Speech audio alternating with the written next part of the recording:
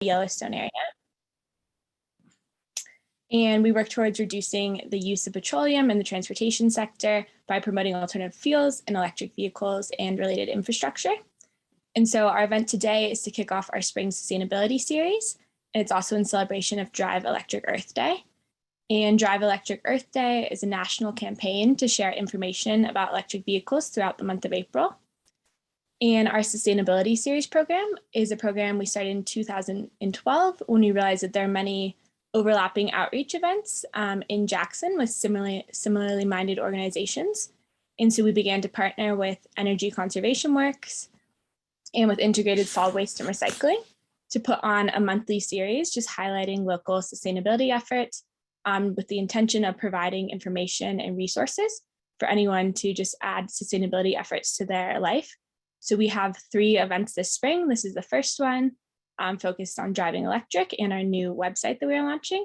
And then Energy Conservation Works is hosting a sustainability series in May, just around the Eco Fair and an energy challenge they're doing.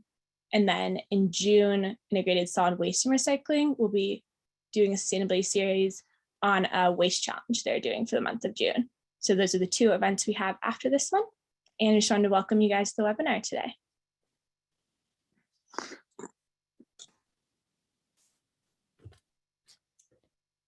Thank you, Bailey. I'll go ahead and just hop right into going through the website, and then right after I've kind of gone through our thought process behind the website and what we have on there, and then we'll hear from Jesse Therian. He's actually our new project manager located in Bozeman, Montana. So welcome, Jesse, and we'll be hearing from him in a minute as he's a EV owner and has solar on his house and has installed stations. So he'll kind of have some real world experience to share, and I'll share the website now, I think.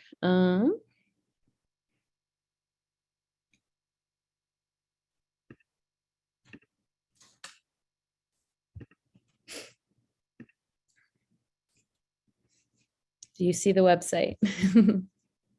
Awesome. Okay. Well, first off, we get a lot of questions about electric vehicles, and they're still new. We have a lot of headlines right now about the adoption and the introduction of a lot of different models, but it's still a new technology for a lot of folks. And it's often the information is kind of scattered throughout the interweb, and we wanted to just bring everything into one place for folks in our region. Yellowstone-Teton Clean Cities, we're based in Jackson, but we serve Wyoming, we serve Montana and Idaho. So we've decided to call this Drive Electric Greater Yellowstone. And it's kind of broad at the moment. And as we have this out in the world and hear back from folks who are using the site, we'd like to adjust it or edit it as necessary. But I wanted to just talk through the headings that we have up here. So, Drive Electric Greater Yellowstone. Then we've gone through, we just have why drive electric, choose your electric vehicle, financial savings, easy charging, test drive and buy, and testimonials. So last year I attended a webinar that was put on by the EPA, and it was a presentation about the new vehicle purchase process and electric vehicle adoption. And it went through kind of the steps that a person looking at purchasing a new vehicle, and particularly an electric vehicle, go through. So I tried to match the headings up with those steps, which include problem recognition. So why drive electric? Study search, choose your EV, alternative evaluation. So that's kind of looking at financial savings and then the charging infrastructure in one. And then there's purchase. So we have test drive and buy, and then testimonials is kind of the post-purchase.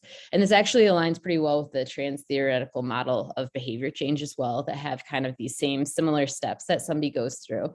So maybe we put a little more thought into that than is necessary, but there is a rhyme or reason that we have these, because occasionally I'll go to a website and it feels like there's just lots of information. Perhaps that could feel like this site could feel like that to you too, but we're trying to structure it and make it kind of manageable and make sense for you all. So, and then just this first page kind of is the landing page, and it directs you to various parts of the website. And we're going to maintain these kind of stats. We don't have the registered electric vehicles for Idaho, but we do have that information as well as charging infrastructure for Montana and Wyoming. So this is the front page. And so then we have our why drive electric, and there's lots and lots of reasons, and we just kind of picked some of these main ones that we thought would kind of grab people's attention. And then an example emission reduction scenario here.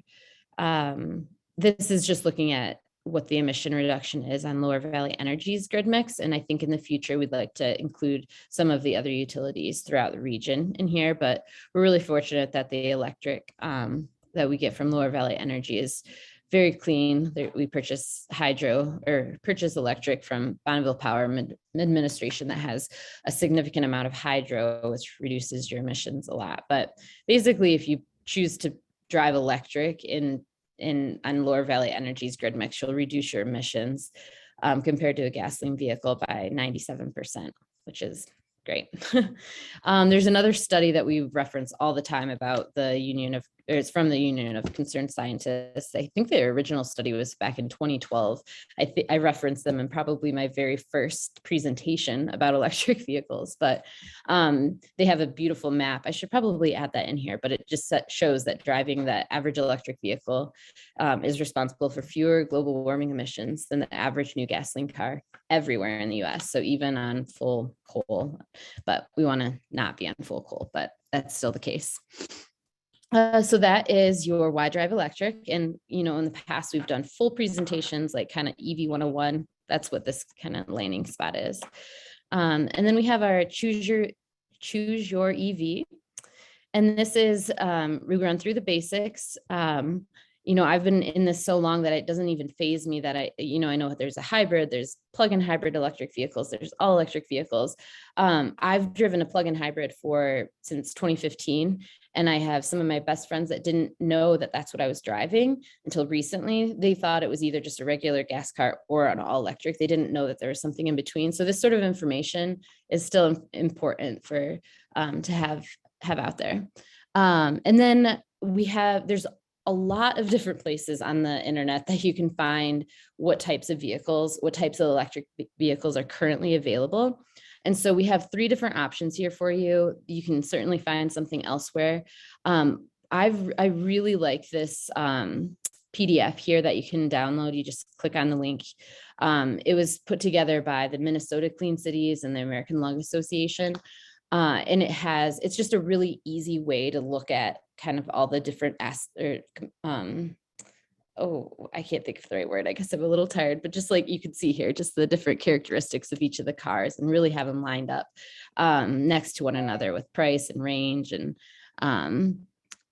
so we've just had this recently at some of our ride and drives, and it's been fun to look at and kind of chat through.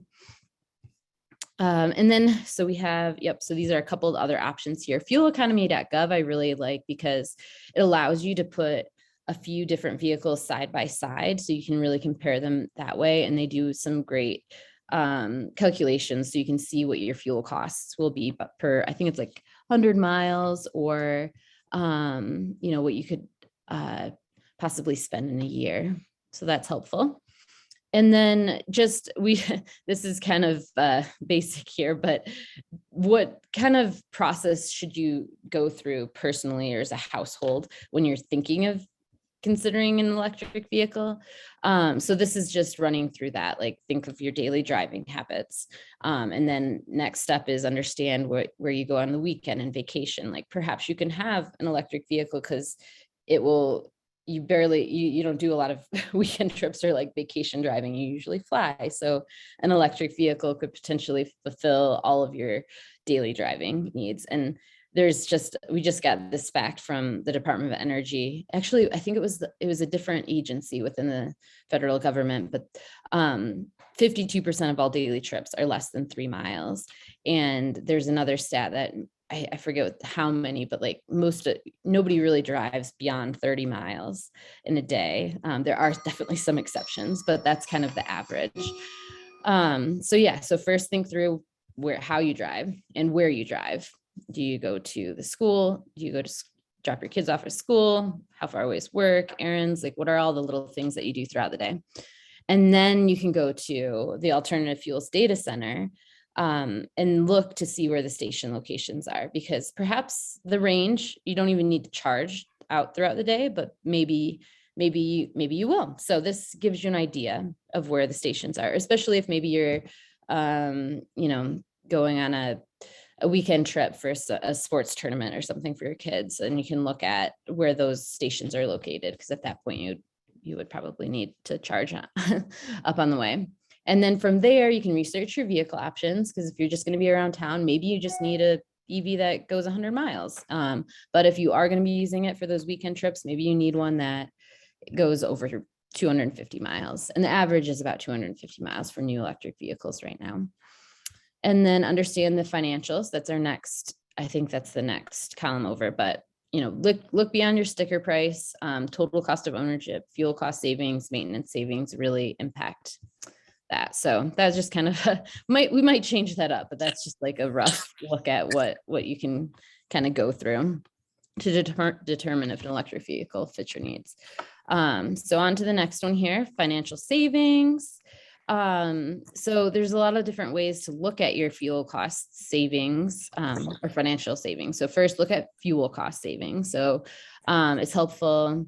Perhaps I might want to move this one up top, but right now I just looked it up, and the national average for gasoline, a gallon of gasoline is $4.30. And then the national average for kilowatt hours, 13 cents. So when you plug that into the Department of Energy's gallon calculator, that's just 97 cents for like the same like equivalent in energy that you're getting. So with that, we just have some rough calculations on here for you to look at. And then the average retail fuel prices, you can see pink here is electricity. So it's very stable. Total cost of ownership comparison. This is for a lifetime, I think of 12 years. And a lot of this thing, I didn't end up putting actual calculators on this website. We've kind of referenced to those. I think it's helpful to run through your own calculations, because it's very dependent on how you use your vehicle. Links to the federal tax rebate, currently based on the vehicle or the battery size, it's up to $7,500 on a new electric vehicle. Tesla and GM have both phased out of this because they've sold over 200,000 vehicles. There is this is included, continuing this tax rebate is in the, I forget Build Back Better, I believe was what it's called, but I'm not sure where that is right now. We'll definitely put that out in the newsletter if we hear if it's extended. Currently, there's not any state incentives in our states, but we'll update that. And we have a link here to the Alternative Fuels Data Center from the Department of Energy, which really takes great stock of all of the incentives that are out there throughout the country. And here's a personal savings calculator that's also on the Alternative Fuels Data Center. So that will link you over there. And just a additional benefits piece here. But you all can, oh, go ahead. Was there a question? Okay. You can all, this is live now, so you can just go to driveelectricgy.org. Then we have Edc Charging, going through kind of the different levels. There's level 1, you can just plug into a 110 outlet at home. Level 2, it's more, this gives you about 10 to, I guess it says, 12 to 60 miles of range per hour, but 60 is pretty high end for a level 2. You'd have a lot of amperage. I think it's more 10 to 20 per hour with level 2. And level 3 DC fast charging stations that you normally get about 80% of your battery charge in about 20 to 30 minutes. And these ones are really what is going to help make it easier to do a lot more of those weekend and vacation travel. And the federal government has a lot of funding out. And so over the next 5 years, we're going to see a lot more of these stations developed throughout our region. even in the next couple of years, they're gonna be out there. So it's gonna be a lot easier for folks to travel throughout the region on electric. Right now, electric is very perfect for around town, wherever you live. And so this is a link to the alternative fuel station locator I've mentioned a few times. And that's all we have here.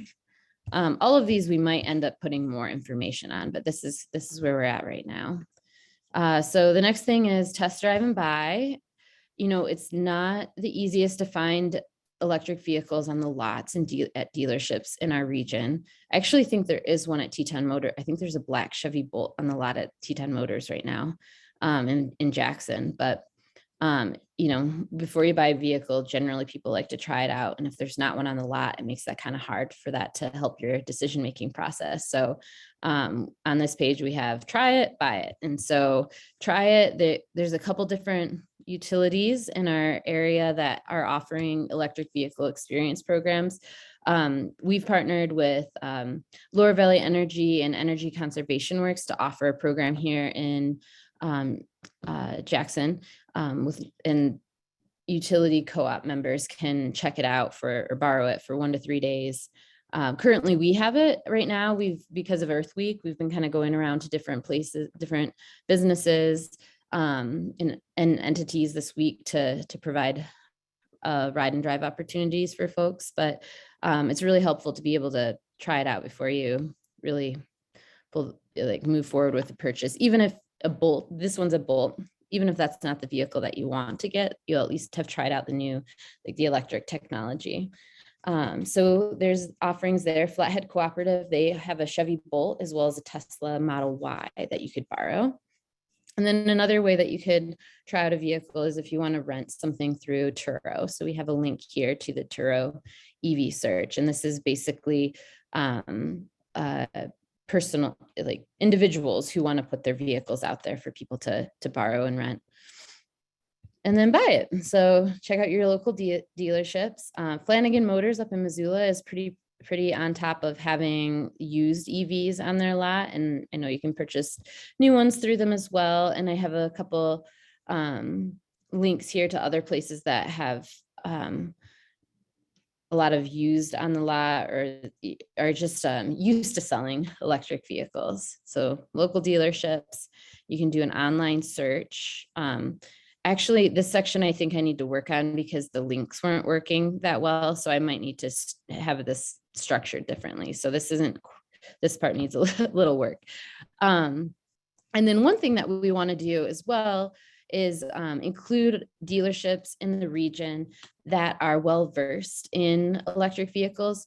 One recommendation that we have always had, and I need to probably write this on here somewhere, is that if you are interested in an electric vehicle, you need to kind of go into that dealership with an idea of what you want ahead of time. That's why we have this sort of website, so that you can find the information that you need to help make those choices. A lot of times they don't necessarily have as much information as you'd like about electric vehicles. It's changing. I think Ford they have a new program where they're training their salespersons that they're at the dealership so that they're aware, but we're going to work on that here to have it up to speed and then have an individual's name that we know makes sense for you to reach out to if electric is what you're looking for. And we have some used vehicle considerations. And that's about it for this site or for this page. And on to just the final one here, which is, coming soon. We want to hear from electric vehicle owners in our region. You can email Bailey with your testimonials. So if you know people that have an EV and are pleased with it or use it for unique situations, we'd love to highlight this here so people can understand that, how it's working for them. If you're towing an RV with your Tesla or putting your boat in the lake with your whatever, it's helpful to know that there's other folks out there using it for those purposes and it's working well. So we want to include those here. So check back soon for that information. And that was a lot of information. So does anyone have any questions for me?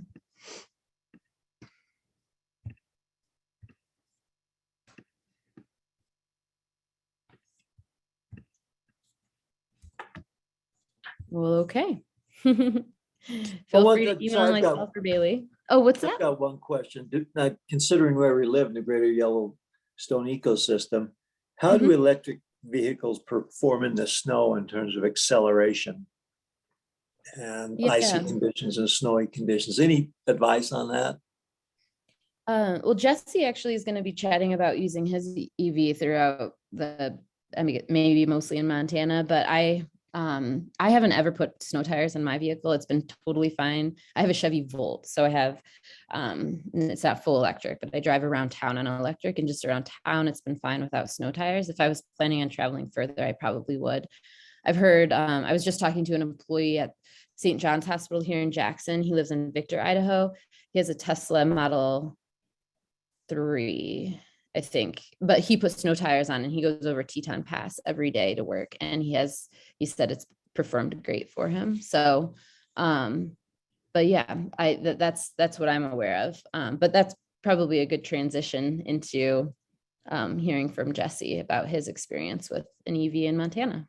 Sure. Yeah, I can address quickly the winter part. I have an e-Golf, and it's the same as any Volkswagen Golf.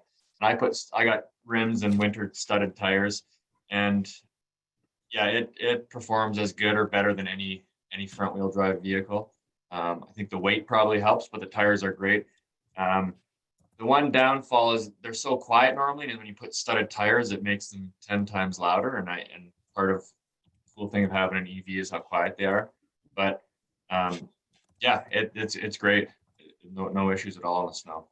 Of course, it's a e-Golf, so I'm not driving off road or anything with it, so I don't know how it would perform in off-road terrain. But I'll talk a little bit at the end of my little presentation about other more important factors, I think, with EV winter driving. How do I share my screen? Do you see? I think it's a green button at the bottom. Oh.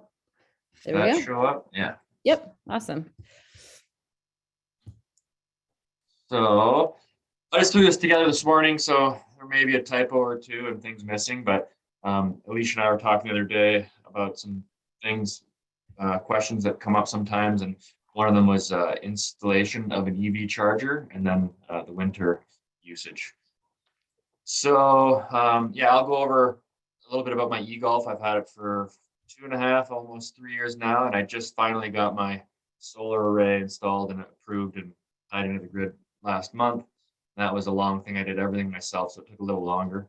And I installed my own level 2 EV charger, and there are some other options that I've seen lately, and I'll mention those, and then I'll talk a bit about the winter experience I've had.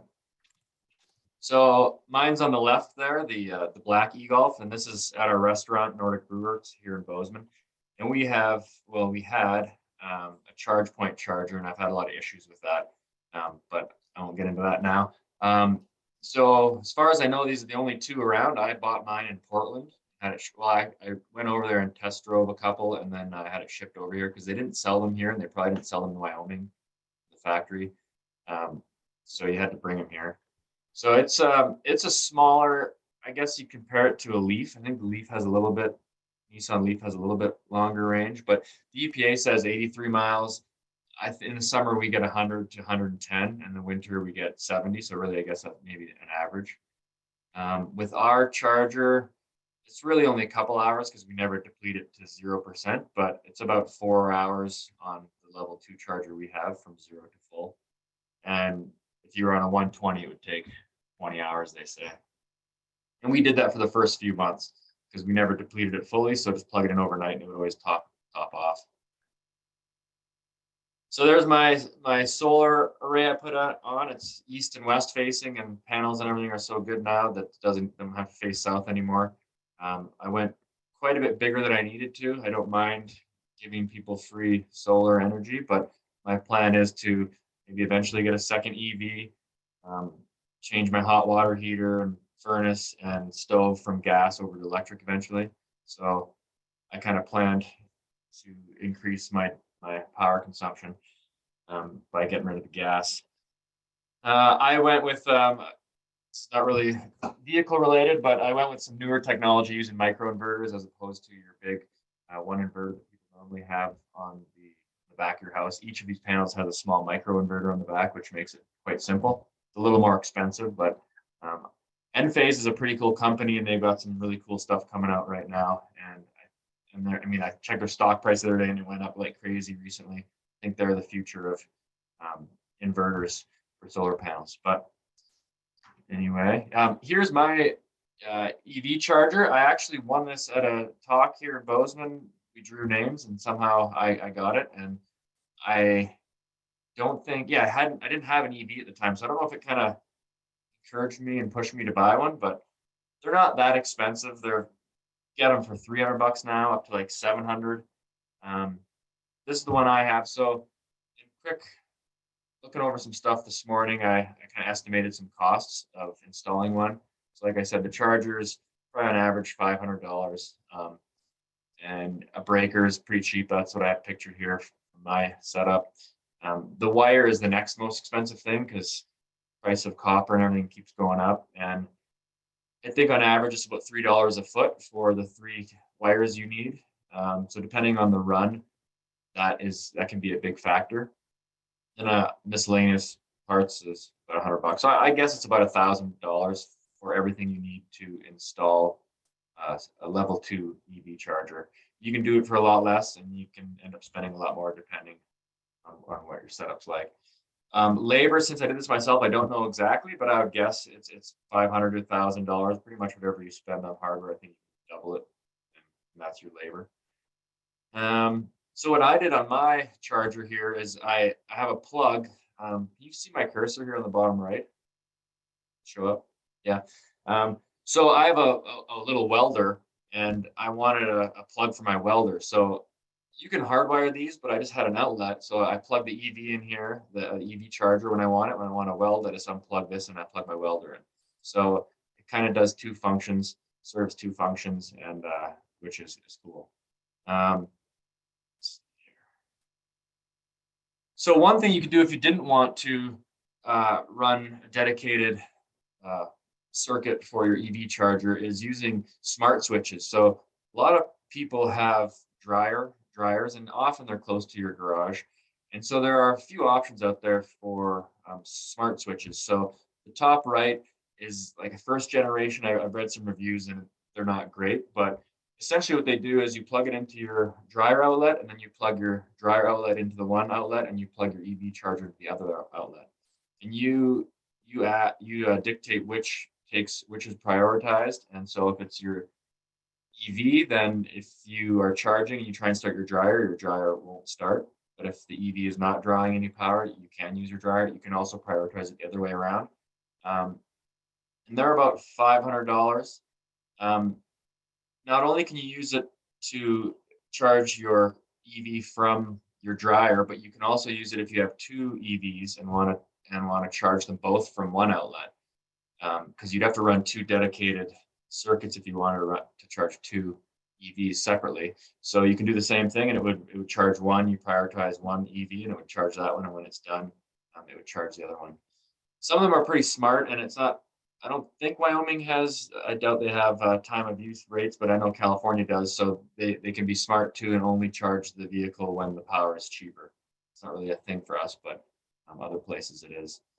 And another reason you might want to do this is maybe your panel's full in your house, and you don't have any more capacity to add a dedicated 40 amp circuit. So that's the other reason you would share an outlet, and you could share numerous outlets. And I didn't get into this, but I've seen lately the new thing is smart panels, and smart panels will kind of do this all for you. But your whole house, they'll rearrange where your power goes. But this is the first generation of plug and play easy option if you have these issues. And then another option you have if you are going to install solar and use a big inverter.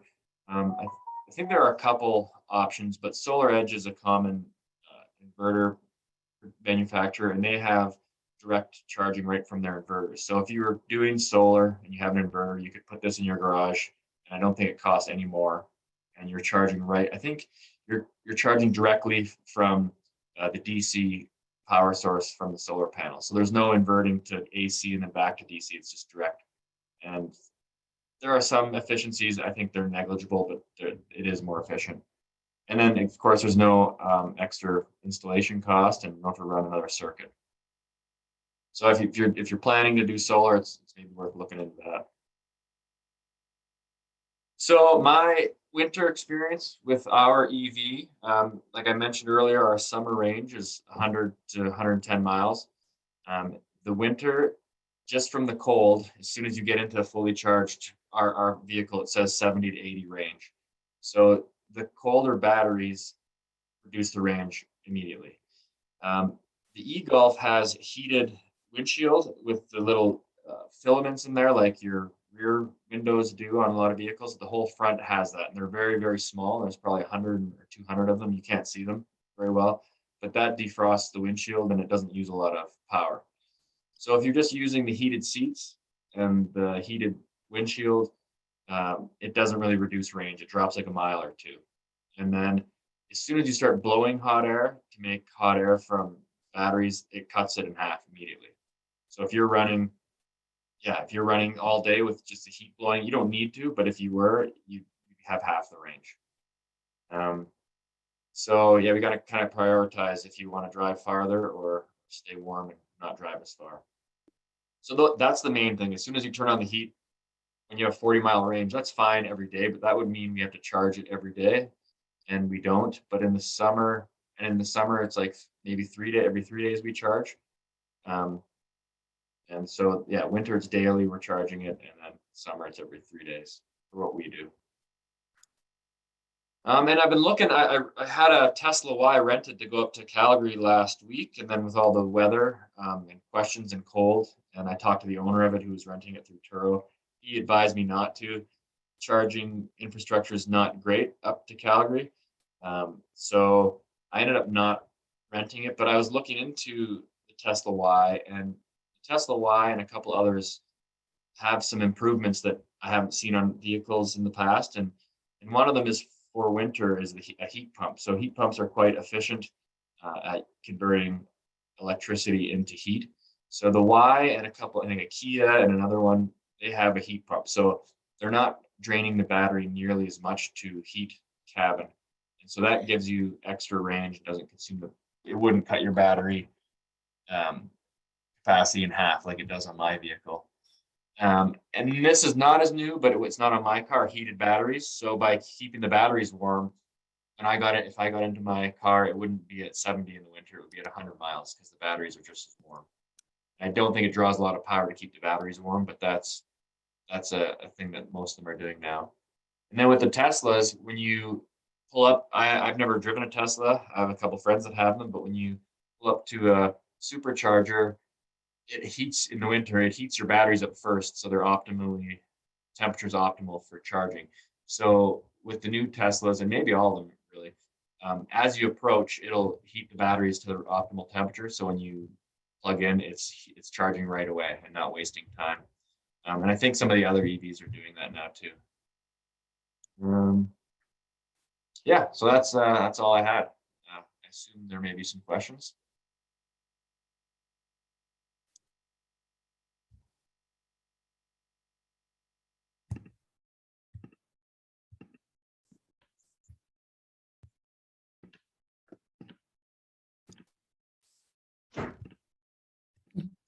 Can you hear me? I can, yep. So I came in a little bit late and somebody may have answered this already, but I was wondering, is there any charging stations in Yellowstone Park yet? Alicia would know that. I believe there are a few.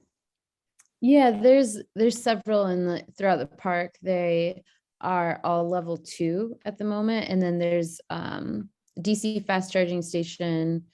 I believe we'll have to check actually the AFDC website. But I believe there's one functional out in West Yellowstone. There's definitely Tesla stations there, but I'm not, and there's going to be one like online. Oh, thank you, Jesse. But I know Montana DQ funded a DC fast charging station in West Yellowstone and Gardner. So right on the outside. And then there's some within. like Okay, good. old vehicle. Yeah. Where are you coming from? No, I'm just contemplating purchasing one in Jackson and using it for Hmm. Turo for people who are going in the park.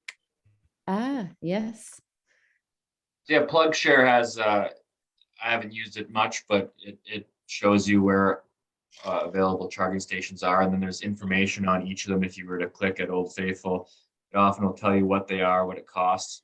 And then people can comment to tell you sometimes they're down and they don't work, or how slow they are. See, this person just said a couple days ago that both chargers were down for the Tesla Oh, model. lovely. So you can find all Okay. that information there. All right, thank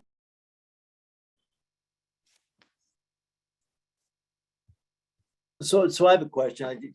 Jesse, you just put a big damper on my enthusiasm to buy an electric vehicle. I live full time here in Jackson. Days in the wintertime here can get pretty cold and you're not in your car without the heater or the defrost on. Is anybody, you know, are there efforts to develop or improve the technology somehow to, instead of reducing your range by 50%? I mean, is there stuff on the horizon there that you know of? Well, yeah, that heat pump I think is huge. That on my car, when it produces heat, is I don't even, it's probably just some filament that heats up like any electric heater, and they're super inefficient for producing. I mean, they're very efficient, but they consume a lot of power.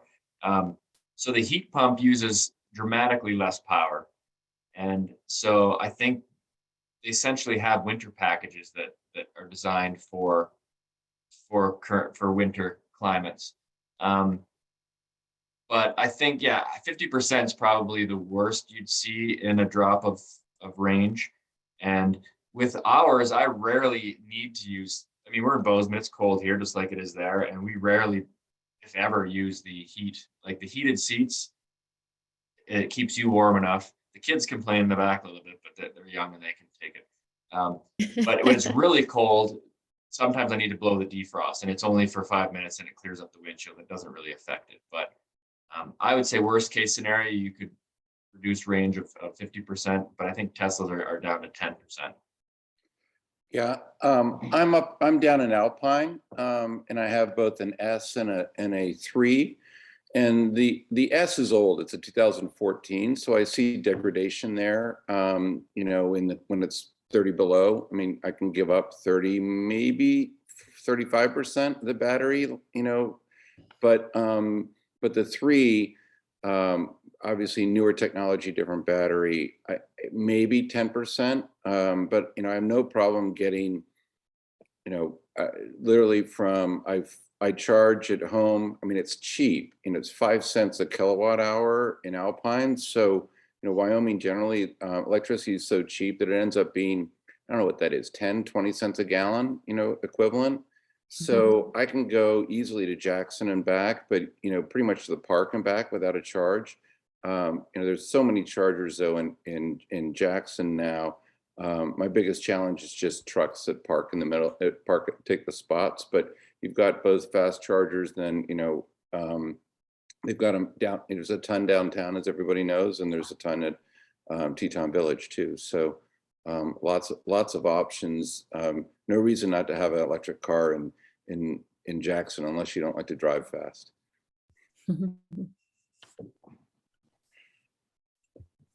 Thanks for that, Alan.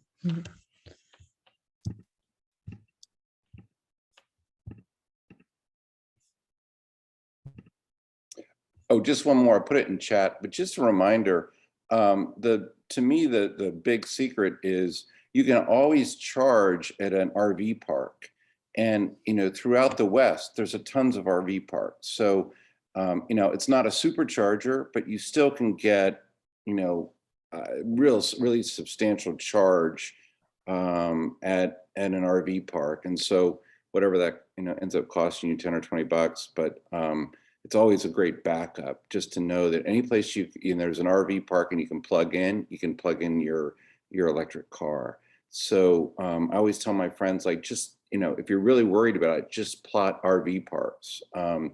But and I also put in like the Tesla map where you can basically map to Tesla chargers. Put that in chat too. But there's a lot of options. across the different, those different platforms. And the Tesla has superchargers on their map, but they also have destination chargers. And so what I have is I have like a backup. My wife's got an i3.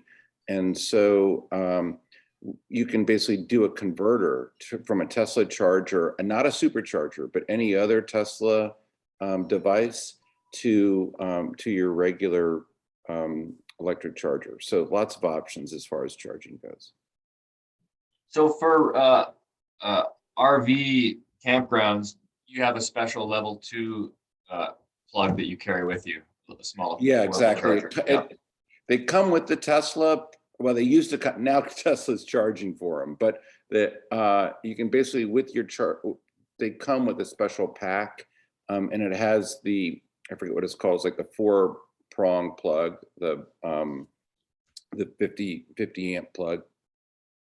I'll look it up and tell you what. So you can use those for your home charger too. Same thing. It's just like a portable home charger. So you could use it at home and you could take it with you on a trip. So you wouldn't have to buy it twice if you're.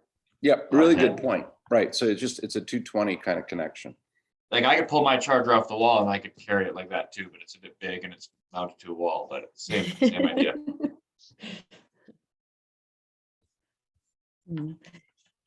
Hey, Arn, I was wondering if you had any, if you could share if you've lost range in your Bolt in the winter, if you see it to that extent or if it's less. I would say it's in the middle. We have a 2017 Bolt.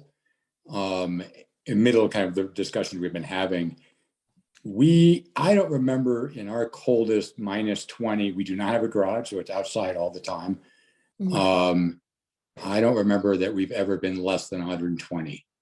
And that's bitter cold. So the vast majority of the time, I would say it's 150 to 170. The technology, it does not have a heat pump. So it doesn't have some of that newer technology. It has a pretty good system for regulating the battery temperature though. So it is able to do that. But since we don't leave it plugged in all the time, it's going to draw energy if you left it plugged in. And so it is, and we just got the battery replacement, the recall done. And I suspect this is more of just how they're calculating the miles, but our range is increased by 10, 15%. Okay. But it also looks like they're programming some additional battery conditioning into that. So the range has gone up, but I think it's also going to be using more energy if it's just sitting there, just to maintain the batteries at a more happy temperature. But we've been very, very happy with it. And I'm not a difficult person to get a hold of, Brad. I'm more than happy to talk to you about here in Jackson, how we get around. We've never had an issue with it. And we go to Yellowstone, we're going in 3 weeks. The stations in Yellowstone are a little dated. The Park Service did some great work initially, getting them out, the concessionaires, but they haven't stayed ahead of the curve. So I won't say it's a black hole, but it's almost. There are one of the hotels has them available that they'll rent to you, even if you're not staying at the hotel in Cook City that we use. So there's definitely, we take it to Salt Lake regularly. There's a state of Utah has one in Bear Lake. That's our new route to Salt Lake at this point. And it's exactly located perfectly for us in Jackson to get to Salt Lake. So we are a fan. Thanks for that. And while I got you on the line, let me just ask you, and sorry, this delves into your other life a little bit. But one of the questions I've got here, and Jack, when I pull into a particular grocery store here occasionally, oftentimes, and someone else mentioned, I think it Alan was, you see pickup, internal combustion pickups parked in the charging slots. And I know it's become a hobby of some people to do that. I wrote to one of your colleagues and asked, could we pass a city ordinance? Because I've seen them in other cities that make that a ticketable offense. And the response, I think, was a logical one. Instead of it's on private property, you have to go to the owner and they have to take care of that. But is there any move in Jackson, at least those that are on public property and available publicly, to put some sort of ordinance in place where someone could get ticketed for parking their internal combustion in a charging slot, which I think they're finding they have to do in a lot of venues now, so. Yeah, it's, and just so I'm on the town council here in Jackson, for those of you that don't know that. So as you heard back from one of my colleagues, the one at Holt Grocer, we would not have any ability to manage that one way or the other. The rest of them that Alan was talking about that are on town property, call the police department. And they will, I think technically our ordinance does not, that's a good question. I'm not sure if the ordinance actually allows us to ticket them. There's been great success in just educating. When a police officer comes in and suggests that you do something, most people are pretty good about doing that. One of the things that it's a pet peeve of mine is particularly the one that we have downtown, that there are, and I'm not saying this, Alan, as a dig against you, but mostly they're Tesla drivers that tend to use it as their dedicated parking spot. They're not plugged in. They just look at it as, we can just park here, right? It is the prime parking spot downtown Jackson. So that's actually, I see that more of an issue with the town ones than I do the, getting iced out. The DC chargers in the parking garage sometimes someone's parked in front of those, but yeah, just call the police department. That's what they're there for. Thanks, Arnie. Yeah, Arnie, I think you're totally right. We need to have some sort of guidelines for people, but twofold. I've seen people use the charging space, as a parking spot nationally. It's not just something that happens in Jackson. Yeah. But the other side of the coin is I've also been the person who's standing there without not having any ability to move because somebody's in that spot, and it is frustrating. So I don't know. I used to put notes on cars, but it's a little, it's antagonistic, right? We all need to make sure we're not doing that. But it's rarely, I rarely see an electric car doing it, blocking in comparison to the other things that I've noticed of late. I will say something, and I'm not particularly since I'm a politician, I'm supposed to be better at social media. Something I've noticed on the PlugShare, the ChargePoint app, some people are pretty good about when they check in, when they're plugging in, they'll say, I'm here. I expect to be done by 3 o'clock. Feel free to unplug me if you're needing the charge. And that's assuming there's another parking spot nearby that can reach. And I thought that was actually a really kind and kind of way to think about that, because those of us that are plugged in, we might be gone for a while, the car's charged halfway through the charge, and just letting people know what's going on there. It could be a cool promotion thing that you guys do, that, for those of us to just have a thing that says, because many times I'll plug in downtown, but I don't, if I don't get a charge there, it's not the end of the world for me, right? So if you need it, take, it's the old hey, I'm plugged in, but take it if you need it. Yeah. Mm-hmm. It's a good sharing kind of thing. That'd be cool. Yeah, that's a good idea. That my sister lives in California, and she's a professor at a community college. There's only 2 charging stations on the campus, and she drives a Volt, so her range isn't as far, but she's trying to do her commute on all electric, and she arrives, and lately there's been a couple of Teslas parked there all day. So if there's something like that where she could do it, she could communicate with them to get her electric charge for the ride home, because their range is a little longer. But I don't know. Yeah, there is definitely an etiquette to this as well. I like the discussion that we were having earlier too about the range, and understanding that the technology is advancing with the batteries, with some of the vehicles offering the what was it, the heat pump, or just the so I'm thinking it would be beneficial to add to our website some of the vehicles that might have less of a range reduction in cold weather due to the technology that they have on board. And so let people know that, since that's a concern for greater Yellowstone region. So I think I mean, we'll like work Jesse on was saying, there's a lot of little tricks you can do, like, heat the car while it's still in your garage, and then turn on your heat, that. Mhm. fully charge it, heat the car before you leave. I mean, it'll get you a little extra, and because you're not, you're not using excess, then you're basically recharging it. So a lot of times if it's really cold and I'm going on a long trip, I'll do that. But I drive back and forth to California a lot. I literally have no issue. It's just a matter of like, what's the most convenient place to stop? Yeah, that's nice. We're seeing more stations come along. And Alicia, I think one comment I would add, and I don't remember who asked the question about the ones in Yellowstone. Clearly those of us that are talking here, we spend a lot of time geeking out about this stuff, right? And we're more than happy. I will not share with you the discussion my wife and I the last time we drove to Salt Lake. It was a little cool, so the range wasn't quite what it, do we go to Bear Lake, which is shorter, or do we go over the interstate and take advantage of the Electrify America ones that be the conservative choice? So it's we went through Bear Lake and it was very successful. So there definitely is that awareness that, where you're going, what's going to get to take there, what is going to take to get there, that's real. And I don't want to undersell that. So it is, I think Tesla's got it so dialed in. I mean, they have made it so easy in regard. My father has a Model X, and, they have it completely dialed to make it as user-friendly as possible. But definitely, if you're wanting to go to Yellowstone, I mean, be prepared to think about it and have backup plans, and it's okay, it'll work. I've also found that, when we stop on the way to Salt Lake, it's a much more pleasant trip because we're getting out of the car, we're wandering around, we go at lunch. It's just a much more rational way to drive somewhere if you can afford to.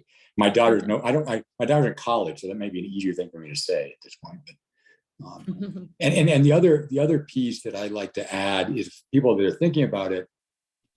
My wife and I have never considered our two cars as her car, my car. Is if you are a couple and you have two vehicles, think about it as the car for the trip that you're trying to do, and that you buy one car that you're using around town, and then you have the second one that might be the kids' soccer game in Casper, and that's what determines what car either one of us goes in and takes for that day. And I think that's an interesting way to think about it, because most of us don't think about cars that way. Mm-hmm.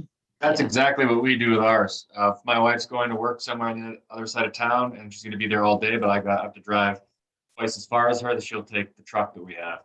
Yeah. Now, whoever's doing the most short driving will take the electric car, and that's same scenario with us. And we both prefer the electric car.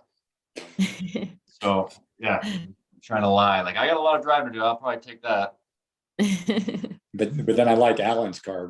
He got 3 electric vehicles in his house, so that's good. Well, we have a place in California too, so exact same thing. The I-3 is the only thing we take into San Francisco because. Oh, you have that in California? Yeah. Well, okay. Just it doesn't get a huge range, but it's the same thing. It's like, okay, it charges well, it doesn't use a lot of electricity, and it's small, so you can park it anywhere.